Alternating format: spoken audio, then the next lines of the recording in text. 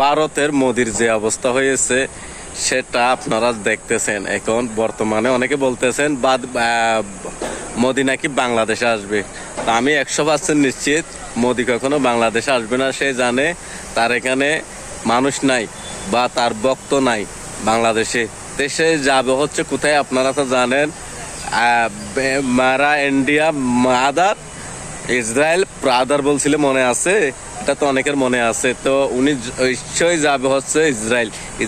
ইসরায়েলের ছাড়া কোনো রাষ্ট্রে যাওয়ার আমি দেখতেছি না। কারণ হচ্ছে যে পৃথিবীর যত শয়তান আছে, যত শয়তানের কাছে সব কিছুর জায়গা দেওয়া হয় ইসরায়েল বা আমেরিকা, দুইটা রাষ্ট্রে। হ্যাঁ, তো এটাই হচ্ছে বাস্তব। উনি যাবে হচ্ছে ওদিকে, এদিকে ছাড়া আর কোথাও রাষ্ট্রে এদেরকে স্থান দেওয়া হবে আমার মনে হয় না।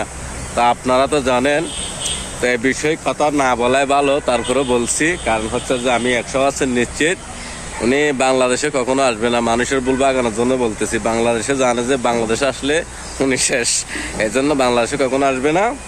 উনি আপনার সব সময় ইসরায়েলের দিকে রওনা দিবে।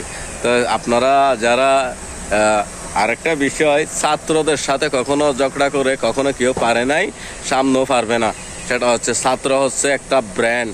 দুনিয়ার নীতিগতি বদলে ছাত্র হচ্ছে একটা ব্র্যান্ড। ছাত্রদের সাথে কখনো কেউ পারে নাই, ইনশাল্লাহ সামনেও পারবে না। তো এটা মাথা রাখবেন। শুধু লাফালাফি করলে হবে না। ছাত্ররা এক এক করে অনেক রাষ্ট্র বাতিল করছে, আপনারা দেখতেছেন। প্রধানমন্ত্রী চলে গেছে, অনেক অনেক রাষ্ট্র আছে। হ্যাঁ, এটা হচ্ছে যে এখন বর্তমানে ভারতে চলতেছে। তো এটা যে একটা আপনাদেরকে বার্তা দিতে চাই, সেটা হচ্ছে যে ভারতের সাথে কেউ কখনো পারে নাই এবং পারবেও না। ভারতের ছাত্ররা হচ্ছে এমন জিনিস, ছাত্ররা সবসময় ভালো কাজের দিকে থাকে। অবশ্যই আপনারাও ভালো কাজের দিকে এগিয়ে থাকবেন। ছাত্রদের সাথে কেউ কখনো পারে নাই, পারবেও না।